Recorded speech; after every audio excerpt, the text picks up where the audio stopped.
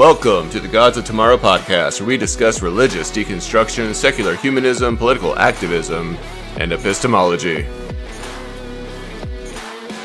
Together, we explore how to solve human problems with human solutions. We deconstruct, we activate, and then most importantly, we live our fucking lives.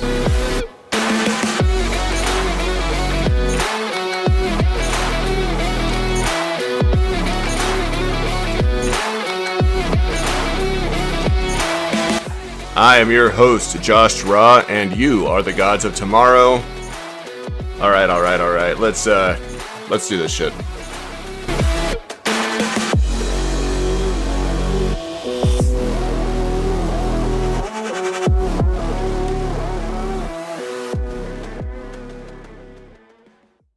All right, simmer down, everybody. Kick back, put your feet up. Grab a pen and paper, you might need it as we continue this journey. It is episode 3. My name is YHWH. You can call me Josh. And today we're going to be talking about what we know of Yahweh. This is the God of the Bible. At least part of the time we see him. I'm going to say him because it's referenced that way many times in the Bible. We see him referenced as Yahweh, but the journey that Yahweh has taken through history, from what we can find, is an intriguing one. And I'm going to do my best to do this justice and tell you what we know and what we do not know. Now, it would be my argument that the Israelites are actually indigenous Canaanites who moved from the urban areas to smaller settlements in the hill country where they created a somewhat distinctive culture. This view has become more and more popular as archaeology and scholars have found evidence to debunk the idea that the Israelites were just a desert fringe people that originated separate from Canaan. I'm not sure everyone will recognize how controversial that statement is in believing that Yahweh did not originate separate from Canaan, but that is the evidence that I hope to present to you today, and it is also my hope that I don't just completely butcher some of the words and language in doing so with my terrible understanding of language from my American education. But there has been a great deal of speculation on how Yahweh became the one God of all, the creator of heaven and earth, when much of our research shows us that he was a lesser god of a greater pantheon. Now, scholars would agree that he was not worshipped as a monotheistic deity until sometime after the Babylonians destroyed Jerusalem and Judah in the 6th century BCE. It wasn't until about the 3rd century BCE that we saw a common acceptance of him being a monotheistic deity. But who was Yahweh previously? The first archaeological record that I'm aware of that regards the name Yahweh comes from 2 Egyptian temple lists of foreign names dating to the 14th and 13th centuries BCE. And those Egyptian temple lists say, the land of the Shasu of Yahweh. Now there's further epigraphic support in the inscriptions of the Kuntillet Ajrud. That's Kuntillet space Ajrud. This is sometimes referred to as a shrine, but it's not certain that's what the Kuntillet Ajrud is. It is located on the northeast part of the Sinai Peninsula, but it dates to the 8th century, and it says Yahweh from Samaria and Yahweh from Teman, or the south.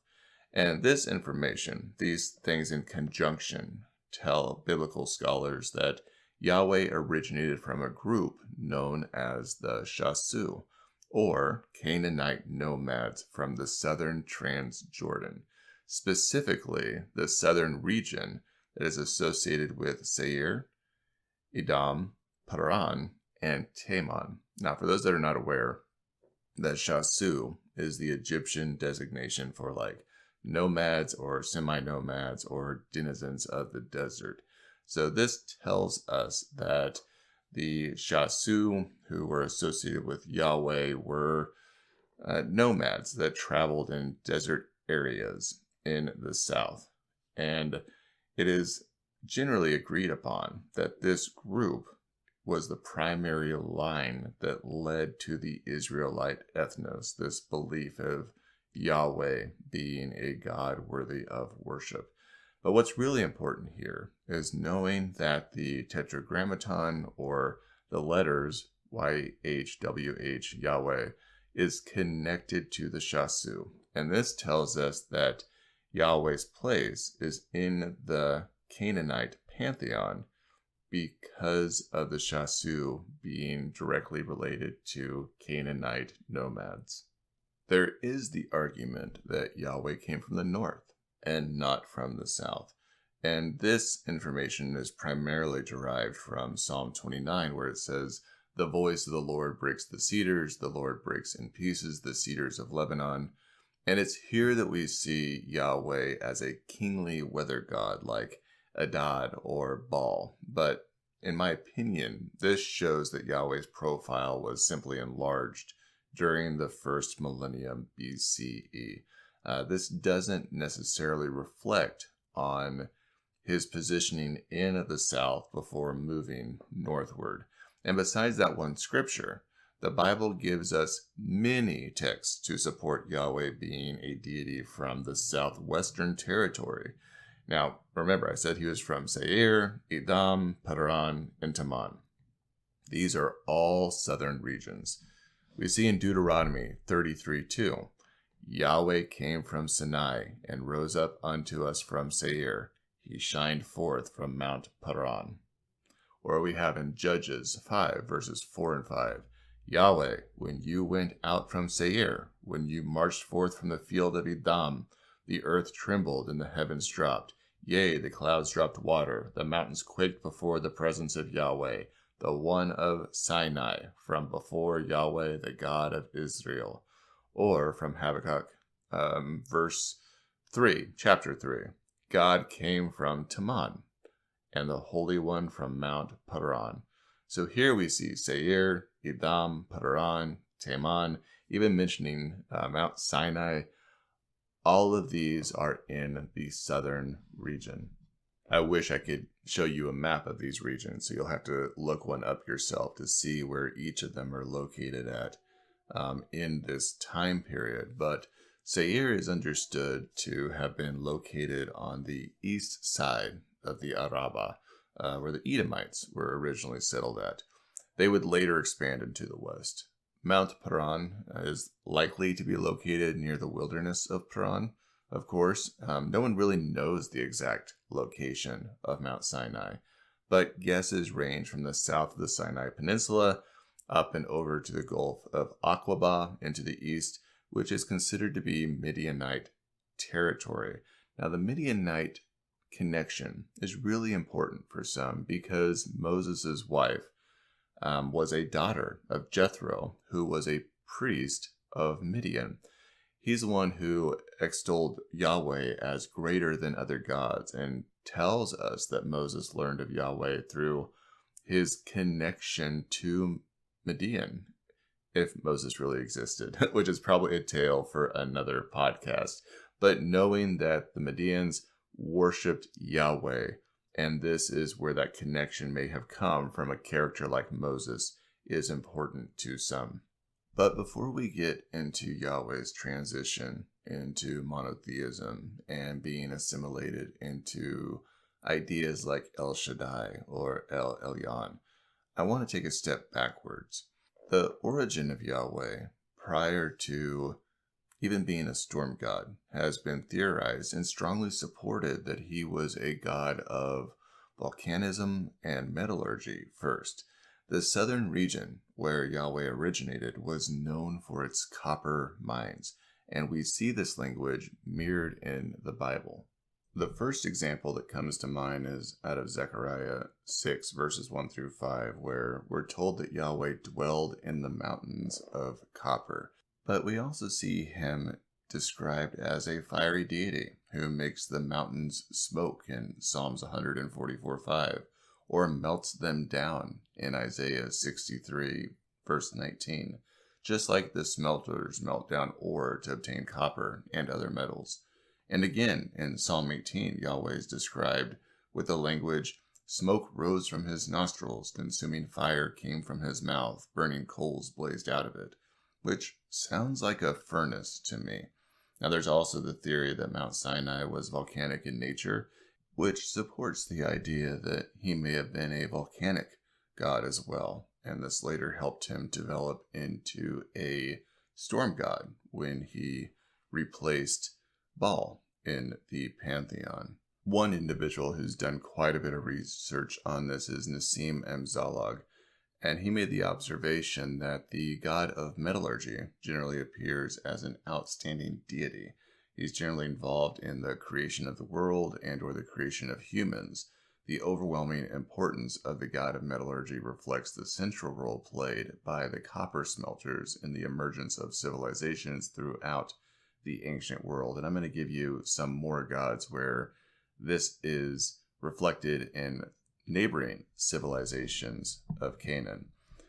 But the mention of Yahweh coming from the south, which again is out of Habakkuk chapter 3, verse 3, and more specifically from the mountains of Seir, which again is out of Judges and Deuteronomy, and the mention of him coming from Paran and Sinai, links the origin of his worship with areas where copper was produced between the 4th and the 1st millennia BCE.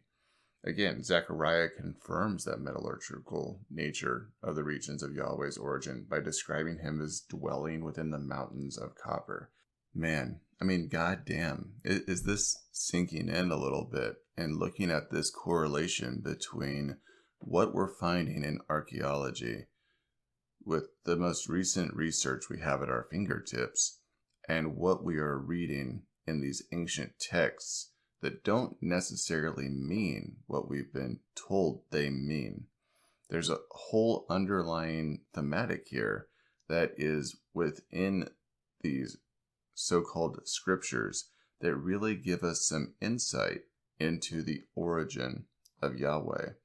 And it gets better, because if we look at verses like Deuteronomy 8:9, where the country mentioned that is being given to the Israelites by Yahweh, it is said, "A land whose stones are iron, and out of whose hills you may dig copper."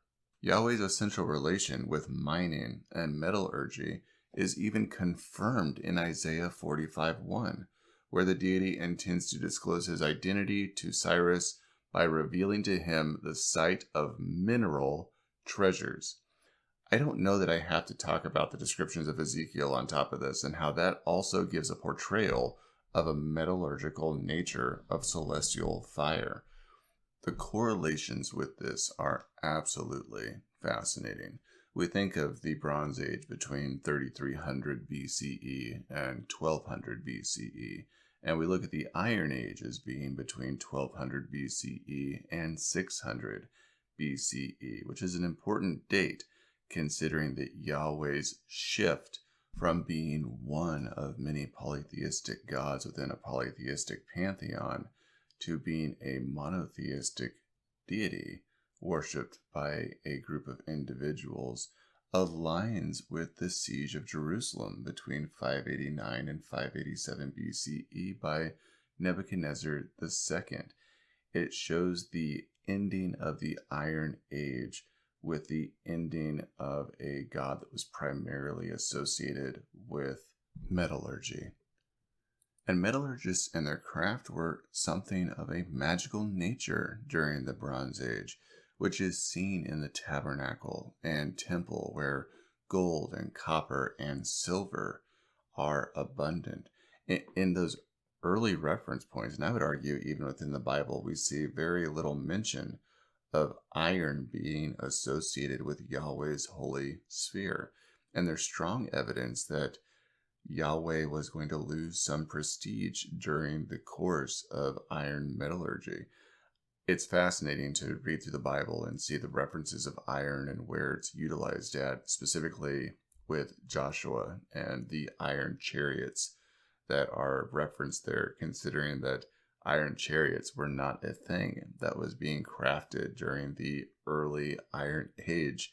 And it's referenced there almost to demonstrate the power of this metallurgy god and what he is able to give his people the strength to craft in order to win battles. But we know that this is the hardcore history that we know. We know that copper production represented the main source of wealth during the first half of the first millennium BCE. And this is especially true for the nation of Edom and in the lands where the worship of Yahweh is highlighted. Not so much in the northern areas of Canaan, where the practice of metallurgy just wasn't as important. Now, I'm still researching a little bit about the primeval Yahwehism of explicit metallurgical acquaintance and how this needs to be addressed in comparison to the Israelite Yahwehism in order for it to survive post-Iron Age. And there's some speculation that the legitimacy of Israel worshiping Yahweh is reflected in the silence that we see in the Bible referencing Edom's gods and earlier examples of primeval Yahwehism. Additional reading on this topic would include some implication of the volcanic theophany of Yahweh on his primeval identity. It was published in 2014. There's the Midianite and Canaanite hypothesis revisited in The Origin of Judah. That's published in the Journal of Studies of the Old Testament.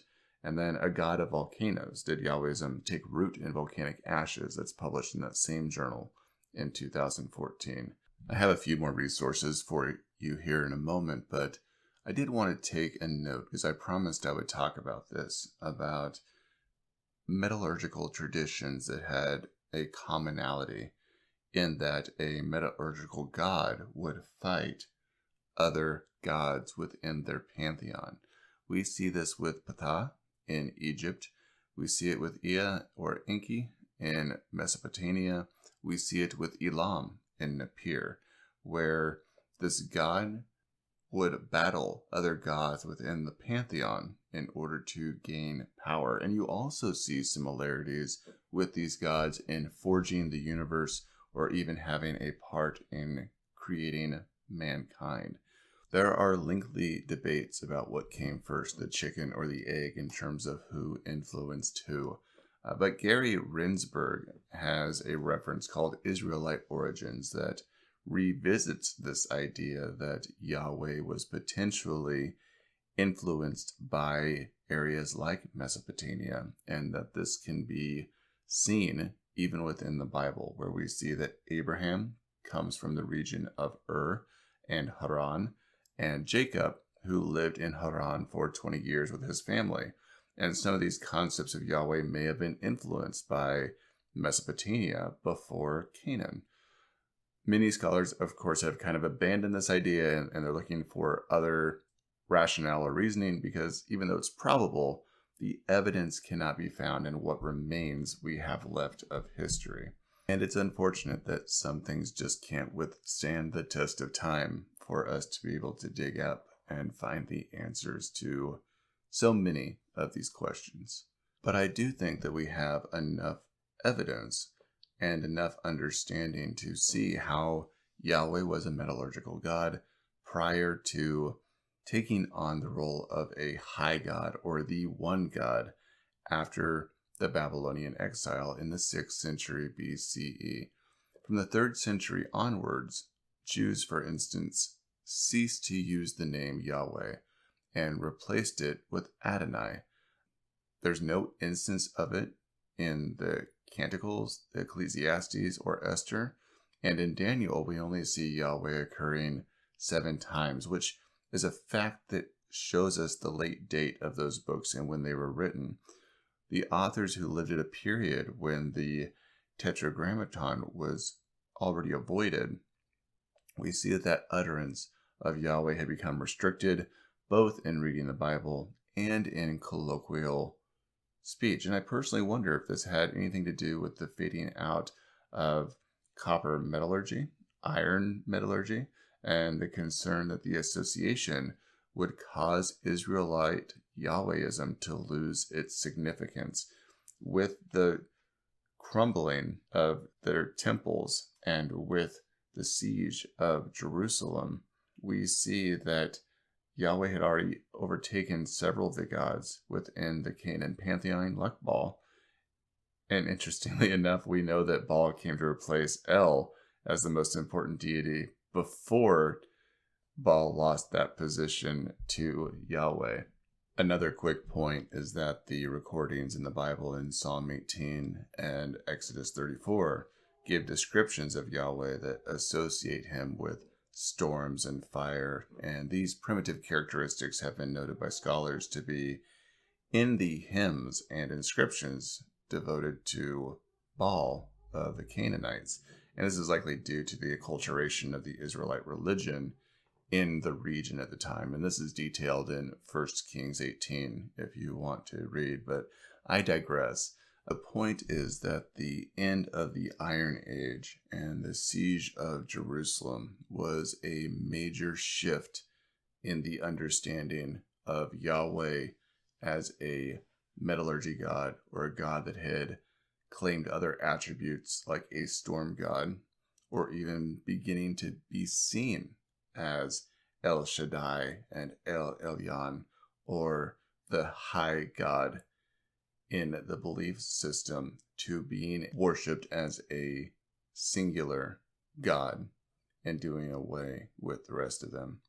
Resources like Yahweh and the Gods and Goddesses of Canaan by John Day, or William Dever's Did God Have a Wife?, or The Bible Unearthed by Israel Finkelstein are great resources to have on your shelf, which speak to El and the Ben Elohim, or the sons of gods that were originally the lesser deities described in the Canaanite pantheon, which included Yahweh. Other deities you might be familiar with are Asherah, who was the first consort of El, and then later Yahweh. She's also sometimes referred to as Atharat, and she's the mother of 70 gods within the Canaanite pantheon.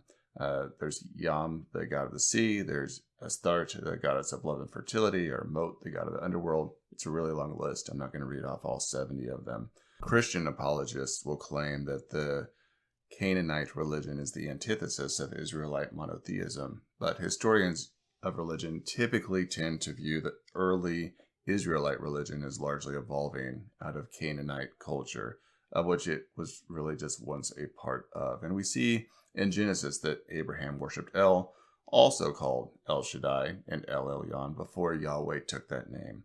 And Abraham built altars and offered sacrifices and paid tithes in the exact same way that Canaanites paid homage to El. Exodus indicates that the Hebrews knew God only as El Shaddai until the time of Moses, who married the Midianite, where he then learned God's true name, Yahweh, at Mount Sinai in the lands of the lesser metallurgy god of the pantheon that was known as Yahweh.